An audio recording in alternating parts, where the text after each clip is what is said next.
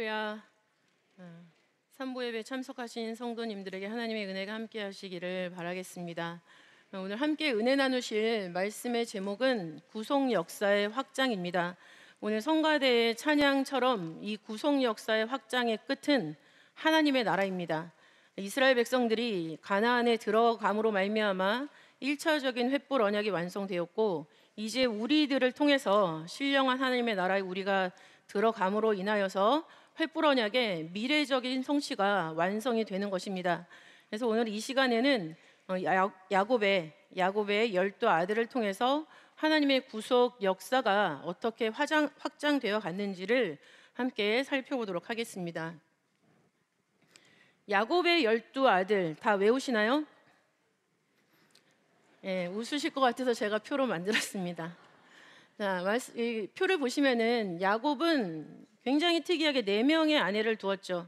아브라함도 실질적인 아내는 사라 한 사람뿐이었고, 그 다음에 이삭 같은 경우는 진짜 순정적으로 리브가 한 사람만을 아내로 삼아서 이렇게 살았습니다. 근데 너무나 특별하게도 이 야곱은 4명의 아내가 있었죠. 그래서 레아, 빌하, 실바, 라헬 4명의 아내가 있었는데, 여기서 주목해야 할 것은 이제 레아와 라헬이죠. 둘 다 야곱의 외삼촌 라반의 딸들이었는데, 야곱이 실질적으로 사랑한 여자는 라헬이었습니다. 라헬을 사랑했지만 먼저 레아와 자식을 낳게 되는 그런 비운이라면 비운의 인물이었죠. 하나님이 몰아가신 것입니다. 그래서 이 4명의 아내들을 통해서 낳은 아들들을 보면은 먼저 유다가 루벤, 시몬, 레위, 유다를 낳았습니다. 첫 번째, 두 번째, 세 번째, 네 번째 자녀였기 때문에 이 4명의 아들이 나올 때까지는 4년의 시간이 걸렸죠. 그리고 이렇게 낳는 것을 시샘한 나머지 라헬이 자기의 여종 빌하를 야곱에게 주죠. 그래서 그 빌하를 통해서 단과 납달리가 태어나고, 그 다음에 그것을 시기한 레아가 또 자기의 종 실바를 야곱에게 줍니다. 그래서 야곱은 실바를 통해서도 갓과 아셀이라는 아이를 낳게 되는데, 이어서 레아 역시 이사갈하고 이제 스불론이라는 아들을 낳게 되죠. 그러면 벌써 이제 6명의 아들이 나오잖아요. 5번째, 6번째 해서 10번째까지. 그럼 이것도 각각 1년이 걸렸을까요? 그렇지 않습니다. 그리고 나서 태어난 것이 바로 11대 11번째 아들로 태어나게 되는 요셉이죠. 그리고 베냐민은 다 아시는 것처럼 야곱이 헤브론으로 향해서 갈 때 베들레헴을 지나가게 되는데, 그 노상에서 라헬이 베냐민을 낳고 죽죠. 그래서 실질적으로 밧단 아람 외삼촌의 집에서 살면서 낳은 아들은 모두 11명이 되겠습니다. 그래서 이 11명의 아들을 과연 몇 년 동안 낳았을까라는 것을 보면은 하나님의 말씀의 역사가 상당히 급했구나라는 것도, 하나님의 말씀의 역사는 완전하시다라는 것까지도 우리가 알 수가 있겠습니다. 먼저 그 기간을 알기 위해서는 요셉과 야곱이 제외한 그것을 우리는 알아야 됩니다. 다 아시는 것처럼 요셉은 30세에 총리에 등극을 했죠. 30세에 총리에 등극을 했고, 뒤이어서 풍년 7년이 지나고 흉년 2년이 지나서 흉년 3년이 시작됐을 때 야곱을 만나게 되죠. 야곱을 만나게 됐을 때 그 제외 순간 야곱은 130세라고 얘기를 하고 있습니다. 그리고 요셉의 나이는 30세로부터 시작을 해서 풍년 7년, 그 다음에 흉년 2년을 지나서 3년에 접어들고 있었기 때문에 요셉의 나이는 40세라고 생각을 할 수가 있겠죠. 여기까지 되셨습니까? 네. 그래서 야곱 130세에 요셉 40세에 제외가 되었다라는 걸 통해서 우리는 무엇을 알 수 있냐면은, 야곱이 90세에 요셉을 출생했구나라는 사실을 알 수가 있죠. 그리고 이것을 기준으로 해서 야곱이 라반의 집에서 지냈던 때는 두 시기로 나눠지게 되는데, 창세기 31장 41절 말씀을 보시면 야곱은 자기가 라반의 집에서 20년 동안 있었는데, 그 전에 있는 14년은 아내를 얻기 위한 두 딸을 위해서 봉사한 기간이고, 그 이후에 있는 6년은 품삯을 정하기 위한 그런 기간, 총 20년을 지냈다라고 말을 하고 있습니다. 그렇기 때문에 이 야곱 90세를 기준해서 보면은 14년을 거슬러 올라가서 야곱이 76세에 형 에서의 낯을 피해서 도망갔다라는 것을 알 수가 있죠. 그리고 도망가서 딱 만났는데 라헬을 보고 야곱이 사랑에 빠졌습니다. 그래서 라헬을 어떻게 하면 얻을 수 있습니까? 라고 했더니 라반이 7년 동안 나에게 봉사를 해라. 집에서 종처럼 일을 하라라는 얘기죠. 그러면 그 품삯처럼 얘기를 했겠죠. 그렇게 라헬을 주겠다라고 얘기합니다. 그래서 이 7년 동안 야곱이 일할 때 수일처럼 일했다라고 성경은 기록을 하고 있죠. 그래서 7년이 지나서 드디어 첫날 밤을 치르게 되는데 그 밤에 이 라반이 누구를 들여보냈나요? 레아를 들여보냈죠. 레아를 들여보냈습니다. 그리고 아침에 눈을 떠보니까 사랑하는 라헬이 아니라 레아가 있는 거예요. 세상에서 가장 깜짝 놀랄 일이죠. 그 놀라는 그런 상황 속에서 따졌습니다. 왜 라헬이 아니라 레아를 들여보냈습니까? 따졌을 때 라반이 우리 풍속은 장녀를 먼저 보내는 것이다. 그러면서 네가 나한테 7일을 더 수고를 해준다면 바로 라헬을 주겠다. 그러나 대신 앞으로 7년도 다시 한번 나에게 봉사를 해야 된다라고 얘기를 합니다. 그래서 7년 7일 만에 이제 레아와 라헬 이렇게 가정을 이루면서 살게 되고 드디어 자녀를 낳게 되기 시작하는 거죠. 이때가 76세로부터 7년이 흐른 시기이기 때문에 야곱은 83세부터 자녀를 낳게 되는 거예요. 근데 아까 요셉이 출생했을 때 야곱의 나이는 90세라고 그랬죠? 그러니까 11명의 아들을 낳을 때 총 몇 년이 걸렸습니까? 7년이 걸린 거예요. 그래서 하나님이 완전수 7이죠. 7년 동안 하나님께서 믿음의 사대 요셉을 보기까지 굉장하게 급속하게 이 역사를 진행해 나가셨다라는 것을 알 수가 있습니다. 그래서 이것을 구속사 시리즈 저자이신 박아브라함 목사님께서는 1995년 구속사 시리즈가 나오기 훨씬 전이죠. 1995년 1월 25일 수요일 날 멀리 바라보는 나의 지평선 라헬이라는 설교 말씀에서 이 역사를 하나님의 구원 섭리의 의지라고 말씀하셨습니다. 야곱이 원하든 원하지 않든 야곱이 원하는 것은 라헬이었죠. 원치 않는 것은 레아였습니다. 근데 라헬이든 레아든 그것은 모두 야곱의 뜻에 맡긴 것이 아니라 하나님의 구원 섭리의 의지에 따라서 이루어진 일이다라는 것을 말씀해 주고 있는 것이죠. 그렇기 때문에 레아가 낳은 아들 중에서 유다를 통해서 누가 나타나셨죠? 예수 그리스도께서 나타나셨습니다. 그리고 믿음의 사대 요셉을 통해서 횃불 언약이 성취가 된 것이죠. 1차 성취입니다. 성취가 된 것을 우리는 이미 여러분이 2월 달 동안에 읽고 계시는 구속사 시리즈 2권을 통해서 알고 있습니다. 그러면서 하나님의 생각과 사람의 생각, 하나님의 일과 사람의 일, 그 차이를 잘 생각하라라고 겉면에 말씀을 주셨는데, 그렇다면 야곱은 이런 하나님의 역사가 배후에 있다라는 것을 알았을까요? 몰랐을까요? 알았다는 근거가 창세기 30장 1절 2절에 있습니다. 창세기 30장 1절에서는 이렇게 다 자녀들을 낳고 있는데 자기만 못 낳고 있잖아요. 그러니까는 야곱에게 투정을 있는 대로 부립니다. 나한테 아들을 낳게 해라. 안 낳게 하면 난 죽어버리겠다. 야곱으로서는 굉장히 황당한 일이죠. 그랬을 때 야곱이 뭐라고 얘기하냐면 굉장히 화를 냈어요. 라헬한테. 그렇게 사랑하는 여자 라헬인데 그 라헬에게 화를 낸 거죠. 그대로 성태치 못하게 하시는 이는 하나님이시니 내가 하나님을 대신하겠느냐? 라고 얘기를 하고 있습니다.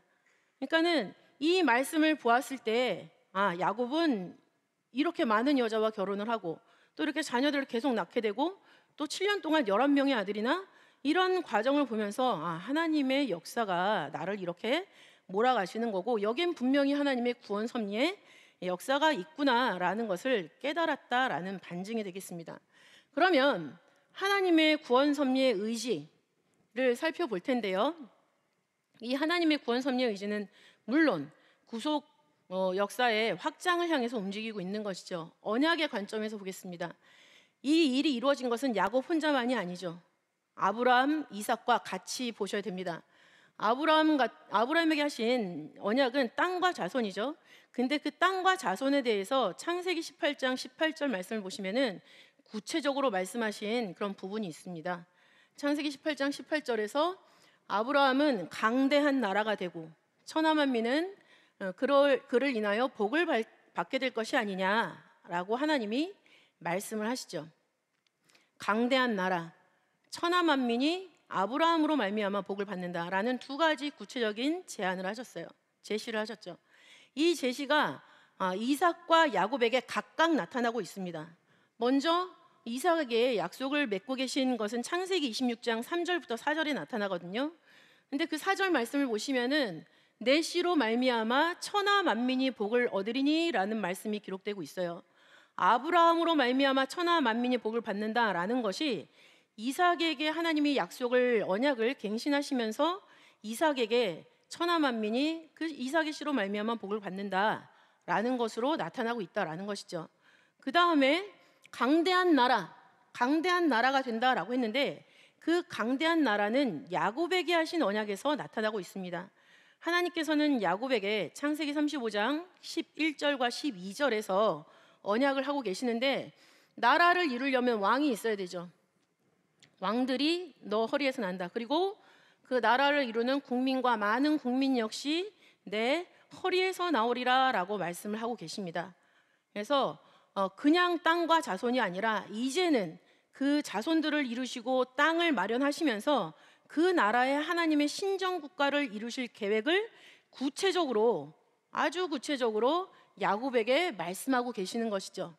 이 언약을 따라서 출애굽의 역사는 하나님이 독수리 날개로 업으심으로 말미암아 진행이 됐고 신의 광야로 데려오신 다음에 거기서 이제 시내산 언약을 체결하게 되는 거죠. 그러면서 하시는 말씀이 출애굽기 19장 4절부터 6절을 보시면은 너희는 내 소유가 된다. 율국 중에. 그리고 제사장 나라라는 단어가 여기서 나오죠.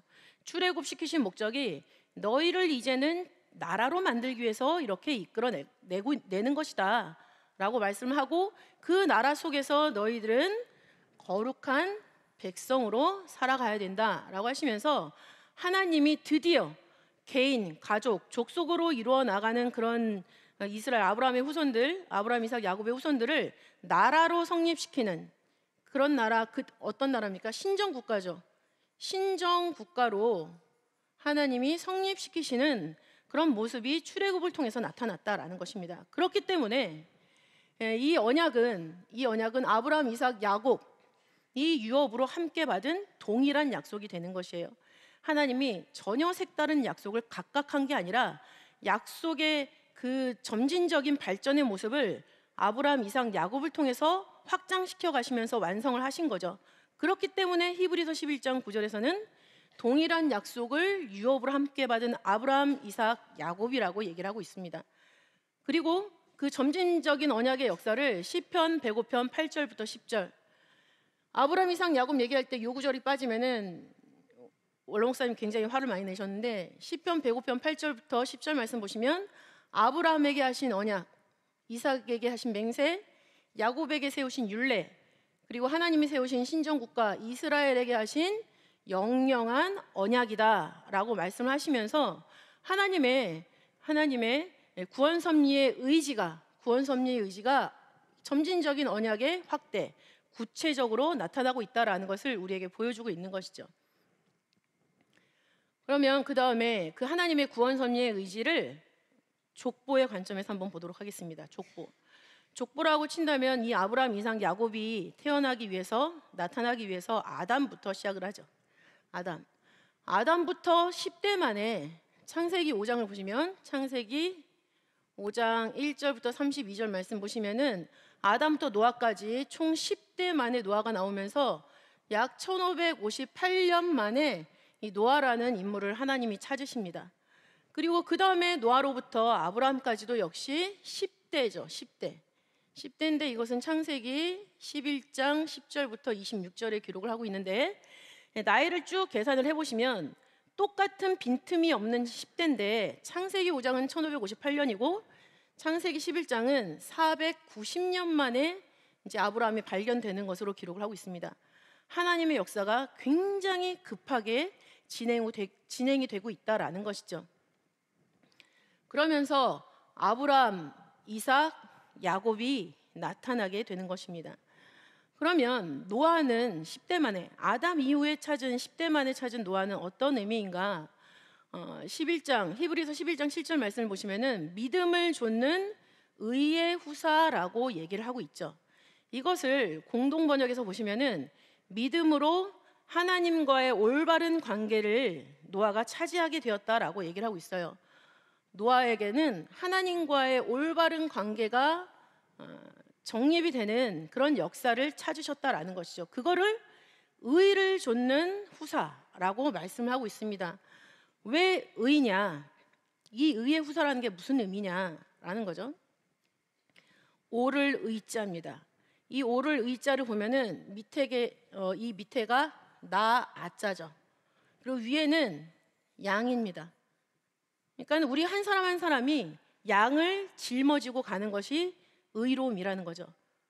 그럼 우리가 짊어지고 있는 양은 어떤 존재들입니까? 1차적으로는 우리의 자녀들입니다. 또 내가 사랑하는 사람들이죠. 그래서 그것을 짊어지고 가는 의의 후사가 바로 노아였다라는 거예요. 그러나 함 때문에 그것은 망가지고 말았죠. 이 의로움이 완성된 사람이 누구예요? 아브라함이에요. 왜냐하면 아브라함은 신앙 전수를 아들 이삭에게 했고 또 손자 야곱에게 이뤘기 때문에 이 의라는 바탕 위에서 아브라함, 이삭, 야곱이 하나님의 족보의 뒤를 이어나가는 믿음의 사람들이 됐다라는 거죠. 그러면 이 세 사람은 과연 어떤 부분을 맡고 있는가? 먼저 아브라함을 보시면은 로마서 4장 16절 말씀에 아브라함은 아브라함의 믿음에 속한 모든 자의 조상이다라고 말씀을 하시면서 아브라함은 믿음의 조상이다라는 것을 우리에게 설명을 해주고 있습니다. 이것은 뭐 증명할 필요 없이 아주 명실상부하고 명명백백한 사실이죠. 아브라함은 우리에게 믿음의 조상이 되고 있습니다.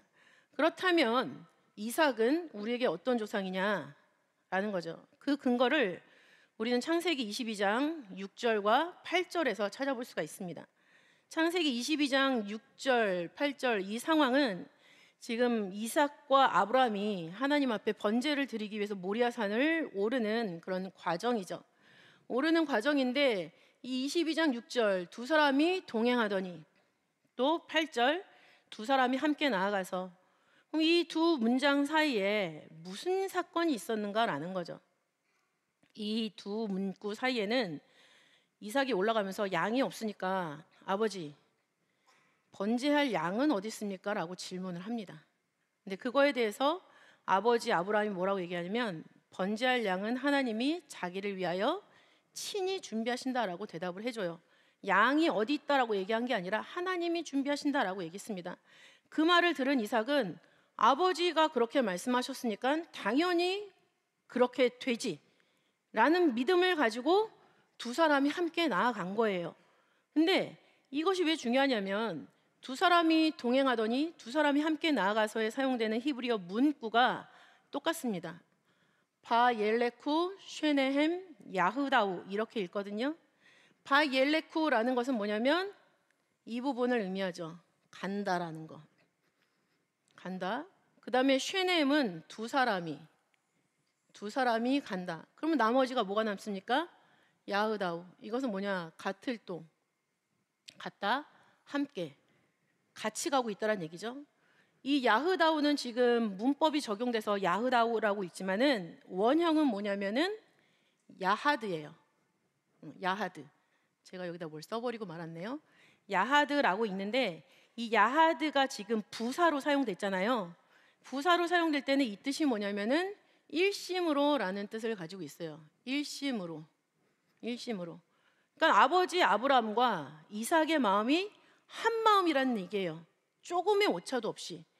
그야말로 에녹이 하나님과 이트할레크 동행함으로 말미암아 변화됐던 것처럼 그렇게 이삭의 마음은 아버지한테 완전히 예속돼 있는 그런 마음으로 함께 나아갔다라는 것을 알 수가 있습니다. 그렇기 때문에 이삭을 우리는 순종의 조상이다라고 얘기를 하고 있는 거죠. 그렇다면 야곱은 우리에게 어떤 메시지를 주고 있는가라는 것은 세겜을 통해서 알 수 있습니다. 세겜을 하나님께서 아브라함에게, 창세기 12장 7절은 하나님의 말씀을 쫓아서 아브라함이 정처 없이 걸어가고 있을 때 어느 날 세겜이라는 땅에 도착을 했어요. 세겜은 동서 남북 교차점을 딱 봤을 때 가나안의 중심이죠. 거기에 딱 아브라함이 들어갔을 때 하나님이 나타났습니다.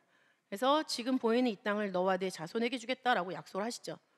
그 세겜을 주겠다라고 말씀하셨는데 그 구두 계약을 창세기 33장 18절부터 19절 보시면은 야곱이 실제로 은 100개를 주고 샀어요.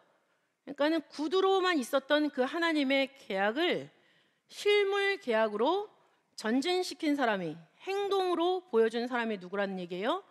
야곱이라는 얘기죠. 그렇기 때문에 창세기 7장 16절에서는 아브라함에게 하신 언약을 더 확실하게 만든 이 사건 때문에 세겜을 아브라함이 구입한 것으로 설명을 하고 있죠. 그래서 야곱이라 함은 우리에게 행함의 조상이 되겠습니다. 행함의 조상. 그래서 믿음, 순종, 행함. 노아 홍수 이후로부터 시작을 하면은 아브라함은 10대 손이죠. 그리고 이삭은 11대 손이 되겠습니다. 홍수 이후를 말씀드리는 거예요. 그리고 야곱은 12대 손이죠. 그래서 홍수 이후 12대 만에 하나님께서 믿음과 순종과 행함, 완벽한 신앙 전수를 받으셨다라는 것을 말씀하고 있습니다. 그렇기 때문에 출애굽기 3장 15절에서 이스라엘 백성들에게 하나님을 소개할 때 어떻게 소개하냐면 나는 너희 조상이 하나님이다. 근데 어떤 조상이냐? 아브라함, 이삭, 야곱의 하나님이다. 그러면서 이것이 나의 영원한 이름이고 대대로 기억할 나의 표호, 기념 칭호가 된다라고 말씀을 하고 계시는 것이죠. 그리고 마태복음 22장 32절을 보시면은 아브라함의 하나님, 이삭의 하나님, 야곱의 하나님을 산자의 하나님이다라고 얘기를 하고 있죠. 왜냐? 하나님이 아담에게 찾고자 하셨던 것, 또 노아와 그 아들들에게 찾고자 하셨던 것을 아브라함, 이삭, 야곱이 빈틈없이 다 완성을 시켰어요. 그렇기 때문에 아브라함의 하나님, 이삭의 하나님, 야곱의 하나님, 그 자체가 하나님이 영광 받으시는 이름이 되는 것이고 이들을 산자로 인정을 해주시면서 이스라엘의 구속사의 확장을 이어나가시는 것입니다. 그러면 이제 이것을 천지창조의 관점에서 한번 살펴보도록 하겠습니다. 하나님의 구원 섭리의 의지가 천지창조와는 무슨 관련이 있는가라는 것이죠. 하나님께서 천지창조하시면서 하나님이 지으신 사람이 그 지으신 만물을 생육하고 그 땅에 생육하고 번성하면서 그것을 다스리고 지배하기를 원하셨어요. 그래서 창세기 1장 28절 말씀 보시면은 아담에게 그 사람에게 창세기 1장 28절에서 생육하고 번성하라 라는 말씀을 하시죠. 근데 이 말씀이 홍수 심판 이후에 노아에게 나타납니다. 창세기 9장 1절을 보시면은 노아에게도 생육하고 번성하라 라는 말씀이 나오죠. 그러면 이 말씀이 아브라함, 이삭, 야곱 중에 누구에게 나타났을까요? 야곱에게 나타났습니다. 왜? 세 명을 통해서 하나님이 원하시는 신앙 전수의 모습, 하나님 말씀에 순종하는 모습, 지키는 모습, 행하는 모습 다 나타났기 때문이죠. 그래서 생육하고 번성하라 라는 이 엄청난 메시지가 아담에게, 노아에게, 그리고 이 3대를 통해서 나타난 야곱에게 그 말씀이 드러났다라는 것을 우리는 여기서 확인할 수가 있는 것이죠. 그리고 이것은 이스라엘이 고센 땅에서, 오늘 본문이죠. 이스라엘 족속이 애굽 고센 땅에 거하며 거기서 산업을 얻고 생육하며 번성하였더라 라는 말씀으로 귀결이 되고 있습니다. 이것이 어떻게 더 번성하고 있냐면은 애굽으로 들어간 야곱의 가족은 70명이죠. 70명. 그리고 출애굽했을 때 나온 이스라엘 족속은 20명, 20세 이상의 남자 장정 기준으로 60만 3,550명이 되겠습니다. 약 8,000배 이상, 8,000배 이상의 확장의 역사가 드러났다라는 것이죠. 확장의 역사가 드러났다. 그러면은 이것을 우리가 17수 관점에서 잠깐 볼까요? 17수 관점은 제가 체크를 여기다 표를 안 만들었는데요. 17수 관점에서 보면은 아담이 언제 태어났을까요? 주전 4114년에 출생을 했습니다. 이 4114라는 것은 17의 몇 배수가 될까요? 242배가 됩니다. 그죠? 하나님 구속 역사의 출발이 17의 배수로 진행이 되고 있습니다. 또 하나님의 그 뜻의 완성의 역사가 지금 야곱에게 나타나고 있죠. 야곱의 출생 연도는 언제일까요? 주전 2006년이죠. 2006년은 17의 몇 배일까요? 118배입니다. 118배. 그리고 저 4114년과 2006년 사이의 간격, 그 간격은 2108년이죠.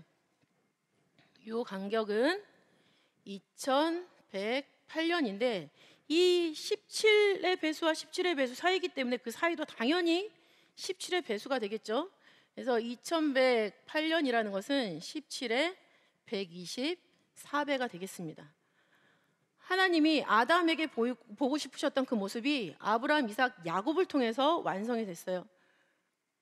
이것이 다 17로 연결이 되어 있다라고 했을 때 이것이 하나님의 구원 섭리의 역사라고 그걸 부정할 사람은 없을 거라고 생각이 듭니다. 완벽한 하나님의 역사입니다.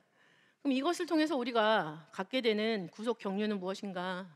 이 구속 역사의 확장, 하나님의 구원 역사의 그 섭리의 의지가 담겨 있는 이 구속 역사의 확장에 담긴 구속 경륜. 첫 번째는 횃불 언약 성취를 위한 기초의 확장이죠. 하나님께서는 창세기 15장 5절 6절에서 횃불 언약을 하시면서 아브라함한테 말씀을 하세요. 어떤 말씀하시냐면 무별, 하늘을 우러러 무별을 셀 수 있나 보라. 내 자손이 이와 같으리라 라고 말씀을 하시죠. 내 자손이 이와 같으리라. 별처럼 그렇게 많다. 그것을 야곱에게 어떻게 말씀하셨냐면 야곱 너로 여러 족속을 이루게 하시고 여러 족속을 이루게 하겠다라고 말씀을 하십니다. 근데 이 초록색으로 표현된 너로 여러 족속을 이루게 하시고, 이것을 공동번역에서는 너는 여러 민족의 집단으로 발전할 것이다 라고 번역을 하고 있습니다. 이스라엘은 12아들로 출발했지만 그 이스라엘을 표현할 때 12조상 또 12지파라는 표현을 많이 하죠. 한 사람 한 사람의 그 아들이 각각 민족이 됐다라는 거죠. 각각의 민족을 이루고 각각의 족속을 이루면서 합쳐졌을 때 집단이 되는데, 이 집단이 뭡니까? 하나님이 세우시는 나라, 신정국가, 가나안 땅이 된다라는 것입니다. 그러면 이렇게 확장하시는 목적, 하나님의 나라죠. 하나님의 나라를 우리에게 주시기 위해서 이미 구약 때 한번 보여주셨고 지금 우리가 그 나라를 향해서 가고 있는 것입니다. 하나님이 아담 한 사람을 통해서 노아 한 사람을 찾으셨고, 노아 한 사람을 통해서 아브라함 한 사람을 찾으셨는데, 이 아브라함을 홍수 후 10대 또 11대 이삭, 12대 야곱을 보시면서 야곱을 통해서 12아들을 만드시고 이 12아들을 통해서 나라를 이루고 계신다라는 것이죠. 호세아 12장 12절 말씀 보시면은 옛적에 야곱이 아람들로 도망하였으며 이스라엘이 아내를 얻기 위하여 사람을 섬기며 아내를 얻기 위하여 양을 쳤고라는 말씀을 하고 있습니다. 이렇게 확장의 목적이 왜 하나님의 나라인가 라는 것을 알기 위해서는 이 호세아서 12장 12절에 나오는 두 가지 동사에 우리는 주목을 해야 됩니다. 첫 번째, 사람을 섬기며 라는 동사는 아바드라는 단어인데 일하다 섬기다 예배드리다 라는 뜻도 있어요. 일하다 섬기다 예배드리다. 두 번째 동사는 샤마르죠. 샤마르, 지키다, 완료형으로 되어 있습니다. 야곱이 라반의 집에서 그 바단 아람에서 일했던 그 모든 과정을 하나님이 아바드, 일하고 섬긴 과정이고 그 다음에 지킨 과정이다라고 얘기를 하고 있죠. 이 두 단어가 동시에 사용된 곳이 어딘지 아실까요? 동시에 사용된 곳 창세기 2장 15절이에요. 창세기 2장 15절. 하나님이 사람을 에덴 동산에 두시고 그것을 다스리며 지키게 하셨다라고 말씀을 하고 있죠. 그래서 이 다스리다 아바드입니다. 지키다 샤마르예요. 아바드와 샤마르는 하나님 나라를 지키고 다스리는, 정복하고 다스리는 그런 역사로 표현이 되고 있다라는 것입니다. 그런데 에덴 동산에서 아담이 이걸 못해가지고 쫓겨났잖아요. 근데 그것이 야곱에게 나타나고 있어요. 그리고 그 일이 스가랴서 3장 7절 말씀을 보시면은 마지막 때에도 우리가 감당해야 되는 그런 일이다라고 설명을 하고 있죠. 어떻게 말씀하고 있냐면 만군의 여호와 말씀에 내가 만일 내 도를 준행하며 내 율례를 지키면 내 집을 다스릴 것이요 내 뜰을 지킬 것이며 하나님의 집과 하나님의 뜰, 하나님의 나라를 다스리고 지키는 일을 우리에게 맡겨주신다라는 것을 설명을 하고 있습니다. 그렇기 때문에 야곱을 통해서 이루신 이 구속의 확장의 역사는 바로 하나님 나라, 우리가 이룰 하나님 나라의 확장, 그 완성을 위해서 우리에게 비전으로 보여주시는 것이라고 할 수가 있겠습니다. 그렇다면 이 일을 통해서 우리가 느끼게 되는 우리의 사명은 무엇인가라는 것이죠. 우리의 사명. 아담을 통해서 노아를 찾으시고 홍수 후에 10대, 11대, 12대 완성을 보시면서 야곱에게 12명의 아들을 주셨어요. 그 12명의 아들을 통해서 신정국가 이스라엘을 만드셨죠. 예수님이 오셔서 지금까지 이 역사를 하고 계십니다. 예수님을 통해서 사도들이 나타났습니다. 그리고 그 사도들을 통해서 교회가 성립이 되었죠. 교회를 통해서 많은 성도들이 나타났어요. 많은 성도들이 나타났는데 이 성도들이 자기의 본분만 제대로 지킨다면 순식간에 자민들이 순산된다라고 이사야 66장 8절에는 말씀을 하고 있습니다. 순식간에 자민들을 순산한다라는 건 뭡니까? 이사야 60장 1절부터 3절 말씀을 보시면은 이사야 60장 1절부터 3절을 보시면 우리가 빛을 발할 때 우리의 빛을 보고 열방이 온다고 했어요. 우리의 빛 가운데로 열방들이 나온다라고 말씀을 하고 있죠. 그러니까 우리가 바라는 빛은 뭘까요? 우리가 바라는 빛은 요한복음 8장 12절이나 요한복음 9장 5절에서 예수님이 주신 빛이에요. 그 빛을 가지고 마태복음 5장 4절의 말씀처럼 우리가 빛을 발할 때 5장 14절 말씀처럼 우리가 빛을 발할 때 그 빛을 보고 열방이 온다라는 거죠. 그 열방이 모여드는 모습을 시온은 구로하는 즉시에 그 자민을 순산한다. 그 거룩한 백성들로 하나님의 나라가 최종적으로 완성이 되는 것이고 지금 우리는 이 사명을 받들고 나가고 있는 중이라는 얘기입니다. 디모데후서 4장 5절 말씀을 보시면은 디모데후서 4장 5절 그러나 너는 모든 일에 근신하여 고난을 받으며 우리가 지금 가는 이 길이 편안한 길은 아니지 않습니까? 너무나 힘들고 어려운 길이에요. 그러나 가야 된다라는 거죠. 고난을 받으면서 무슨 일을 합니까? 전도인의 일을 하라라고 말씀을 하고 있습니다. 우리끼리 서로의 신앙을 바로잡아주는 거, 서로 도움을 주고 누구 한 사람 힘들어하면은 그걸 갖다가 바로잡아주고 또 내가 힘들 때 누가 나를 붙잡아주고 이렇게 하는 것도 전도인의 일이고 또 만세전에 영성 얻기로 작정된 사람들이 있습니다. 그 사람들을 불러 모으는 것도 우리가 전도인의 일을 하는 것이죠. 또 가처분 신청을 통해서 문이 일부 열렸습니다. 그거를 통해서 돌아와야 되는 사람이 있다면 그것도 우리가 그들의 영혼을 붙잡고 기도할 때 이 전도인의 일을 감당하는 것이라고 믿어집니다. 이렇게 했을 때 그러면서 뭘 다합니까? 내 직무를 다하라.